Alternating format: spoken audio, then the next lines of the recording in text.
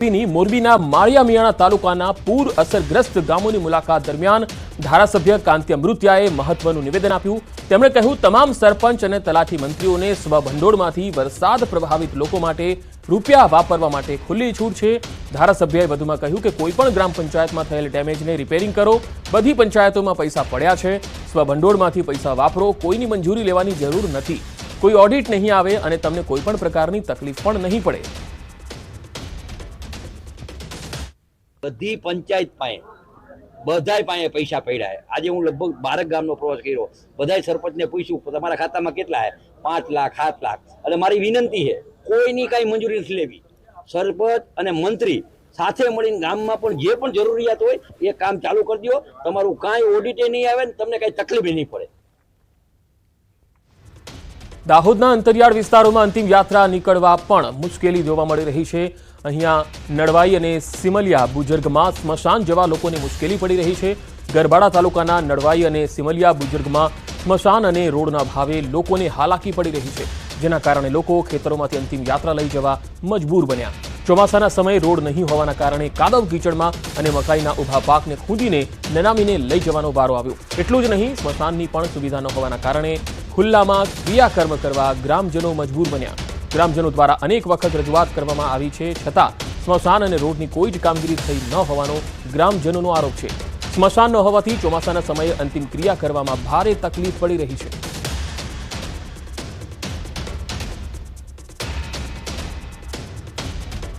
વાત જૂનાગઢની। જૂનાગઢના ઘોડાદર ગામમાં લોકો પાણી વચ્ચે સ્મશાન યાત્રા કાઢવા મજબૂર બન્યા, જેનો વિડીયો વાયરલ થઈ રહ્યો છે। લોકોનો આરોપ છે કે ચારે બાજુ રસ્તા બંધ હોવાથી મૃતકને સારવાર નહોતી મળી શકી, મૃતકને શ્વાસની બીમારી હતી અને ચારે બાજુ પાણી હોવાથી હોસ્પિટલે લઈ જઈ શકાયા ન હતા અને દર્દીનું મૃત્યુ થયું। લોકો કમરસમા પાણીમાંથી સ્મશાન યાત્રા કાઢવા મજબૂર બન્યા હતા। ઓઝત નદીના પાણી સમગ્ર પંથકમાં ફરી વળતા લોકોને ભારે હાલાકી ભોગવવાનો વારો આવ્યો। વરસાદની સિઝનમાં આ પંથકમાં પૂરની સ્થિતિ સર્જાતી હોય છે, ત્યારે ગામ લોકોની માંગ છે કે પાણીનો નિકાલ થાય અને આ સમસ્યાનો યોગ્ય ઉકેલ આવે।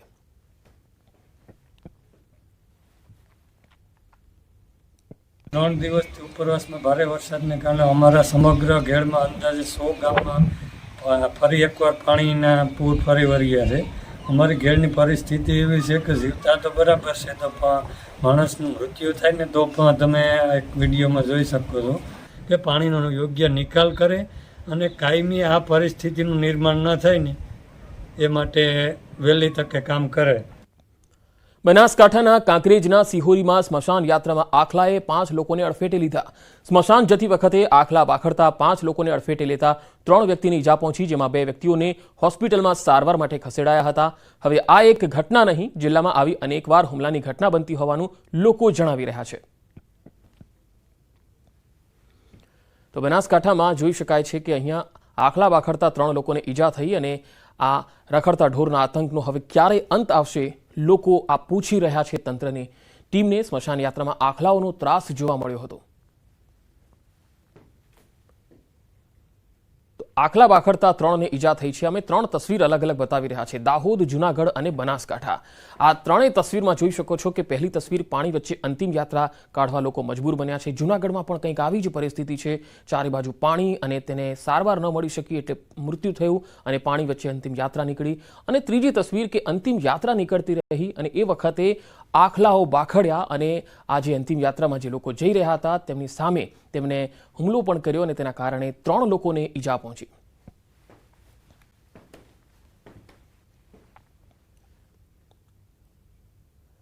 દાહોદ જિલ્લામાં વરસાદ બાદ જિલ્લા કલેક્ટરે ઝાલોદ તાલુકાના અસરગ્રસ્ત સ્થળોની મુલાકાત લીધી। જિલ્લા કલેક્ટર યોગેશ નિર્ગુણેએ મુલાકાત કરી નુકસાનીનો તાગ મેળવ્યો હતો। વરસાદમાં થયેલ નુકસાનનું તાત્કાલિક ધોરણે સર્વે કરવા અધિકારીઓને સૂચના આપી। ઝાલોદ પ્રાંત કચેરી ખાતે અધિકારી સાથે સમીક્ષા બેઠક કરી। ઉપરાંત ગરાડુ પ્રાથમિક શાળા, ગ્રામ પંચાયત અને આરોગ્ય કેન્દ્રની પણ મુલાકાત લીધી। જે ઘરોમાં વરસાદના કારણે નુકસાન થયેલું હોય તેની મુલાકાત લઈ નુકસાનીનો તાગ મેળવ્યો। અસરગ્રસ્તને વળતર મળે તે માટેની કામગીરી જલ્દી પૂર્ણ કરવા કર્મચારીઓને સૂચના આપવામાં આવી।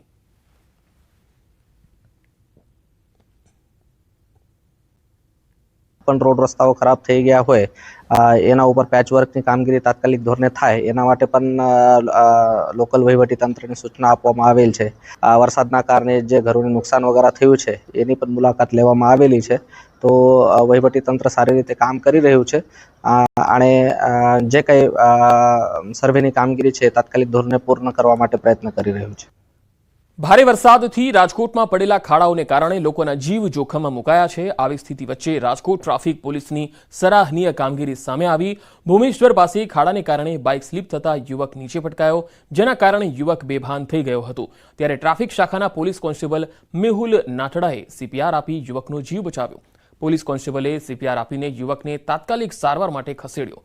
પોલીસ કોન્સ્ટેબલની ફરજ દરમિયાન સરાહનીય કામગીરી જોવા મળી.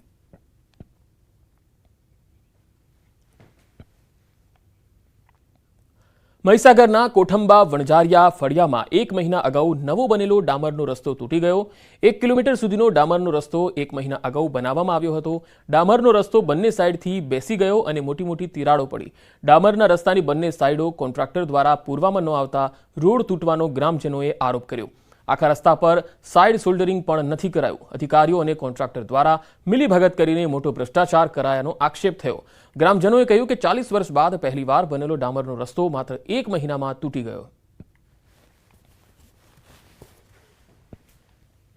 મહીસાગર જિલ્લાના મુખ્ય મથક લુણાવાડાથી કોઠંબા ગામનું જે વણઝારિયા ફળિયું છે ત્યાં આગળ પાકો રસ્તો ડામરનો બનાવવામાં આવ્યો હતો. આજે 1 મહિનાથી ઉપરાંતનો સમયગાળો વીત્યો છે અને બંને સાઈડો બેસી જવા પામી છે. ગામ લોકોની અનેક રજૂઆત બાદ આ રસ્તો બન્યો છે, પરંતુ મિલીભગતના કારણે આ રસ્તાની હાલત જોવા જેવી થઈ છે. ગ્રામ લોકો છે કેટલાક, તેમની સાથે સીધી વાત કરીશું. શું કહેશો? અનેક રજૂઆત બાદ આ રસ્તો બન્યો છે. કેટલા વર્ષે રસ્તો બન્યો, ક્યાંથી ક્યાંનો રસ્તો છે અને શું રજૂઆતો કરવામાં આવી હતી? આ રસ્તો વર્ષોથી બિલકુલ માટીનો જ હતો. અમારા 40 થી 50 ઘરની વસ્તી હોવા છતાં બિલકુલ રસ્તો હતો નહીં. સરપંચથી લઈને સાંસદ સુધી અમે કેટલી રજૂઆતો કર્યો પણ રસ્તાનું કોઈ કાન પર લેતો નહોતો. 2017માં અમે મીડિયામાં પણ આપ્યું, કેટલાય મીડિયાવાળાને બોલાયા. ત્યાર પછી માજી સાંસદ શ્રી પ્રભાતસિંહના ત્યાં રજૂઆત કરીને એમણે લેટર પેડ પર લખીને આપ્યું હતું.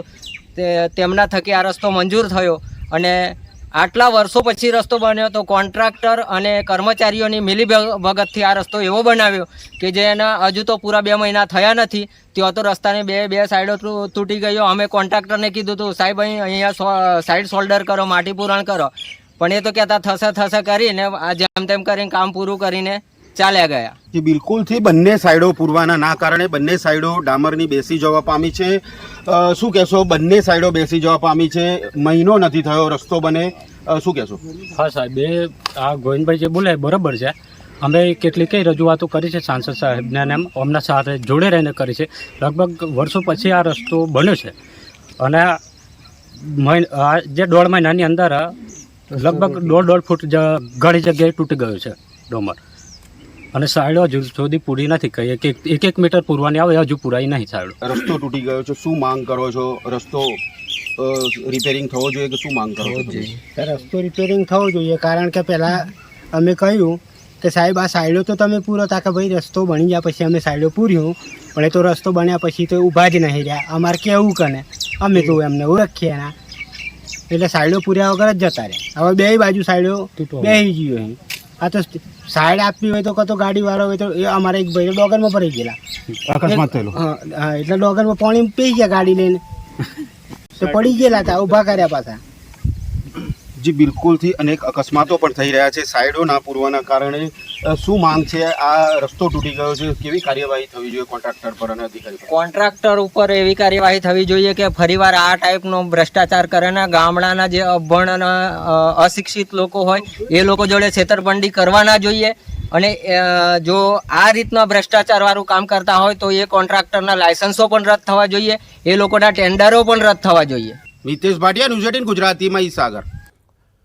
બનાસકાંઠામાં ખેડૂતોએ વરસાદી પાણીનો સિંચાઈ માટે સંગ્રહ કર્યો. ખેડૂતોની આ પહેલથી ભૂગર્ભનું જળસ્તર પણ ઊંચું આવ્યું. ડીસા તાલુકાના માલગઢ ગામમાં ખેડૂતોએ વરસાદી પાણીને જમીનમાં ઉતારવા ઢાળ પરથી એક પ્લાન્ટ તૈયાર કર્યો. આ પાણીને કારણે બોરવેલ રિચાર્જ થઈ રહ્યા છે. ખેડૂતોનું કહેવું છે કે પહેલા ખેતરોમાં ઘૂંટણસમાં પાણી ભરાઈ જતા વાવેતરનો ખર્ચો પણ માથે પડતો, પરંતુ ધારાસભ્યના માર્ગદર્શન હેઠળ અને સરકારી યોજનાની મદદથી વરસાદી પાણીના સંગ્રહ માટે ચેનલ તૈયાર કરી, જેના દ્વારા પાણીનું તળ પણ ઊંચું આવ્યું અને આ પાણીનો ઉપયોગ ખેતીમાં કરી શકાશે.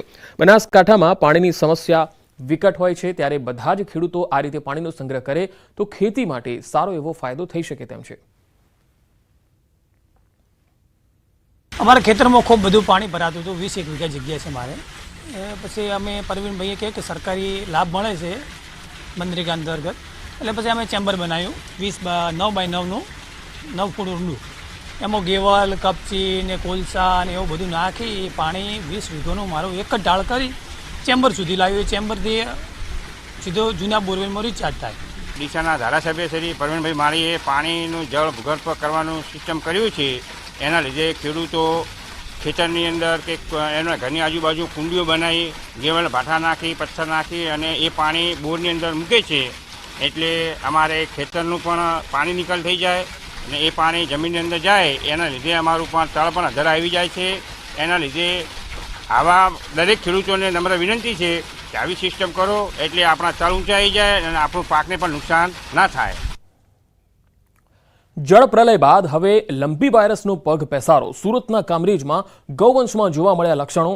કામરેજ ગ્રામ પંચાયત દ્વારા જીવદયા પ્રેમીઓનો સંપર્ક કરાયો. હાલ ગૌવંશને સારવાર અર્થે નજીકની પાંજરાપોળ ખાતે લઈ જવાઈ. ફરી એકવાર લંપી વાયરસની એન્ટ્રી થતા પશુપાલકોમાં ચિંતા વ્યાપી ગઈ છે.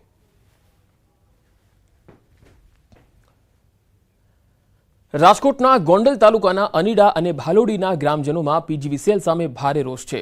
ગામમાં અને ખેતીવાડી વિસ્તારમાં છેલ્લા 7 દિવસથી વીજ પુરવઠો ખોરવાયેલો રહેતા રોષે ભરાયેલા ગ્રામજનોનું ટોળું શુક્રવારે રાત્રે ગોંડલ પીજીવીસીએલ કચેરીએ દોડી આવ્યું. ગામના સરપંચ, તાલુકા પંચાયતના સભ્ય સહિત 150 જેટલા લોકોએ પીજીવીસીએલ કચેરી ખાતે રામધૂન બોલાવીને વિરોધ કર્યો. ગ્રામજનોએ સતત વીજ ધાંધિયાને લઈને પીજીવીસીએલ કચેરીએ ઉગ્ર રજૂઆત કરી. સમસ્યાનો ઉકેલ નહીં આવે તો ગ્રામજનોએ ઉગ્ર આંદોલનની ચીમકી આપી. અત્યારે લાઇટનો પ્રશ્ન એવો છે કે એની અંદર વસવાટ જેટલી અત્યારે ગામની વસ્તી છે ને એટલી જ વસ્તી અમારી ઇન્ડસ્ટ્રીઝ એરિયામાં છે. તો એની અંદર જ્યારે આ 7 થી 8 દિવસથી લાઇટ સાવ છે જ નહીં. ખેતી વિસ્તાર છે એની અંદર સાવ કોઈ પ્રકારની લાઇટ જ નથી. તો ત્યાં પીવાનું પાણી, બીજા નંબરમાં ઢોરનું પાણી અને ઢોર માટે પીવા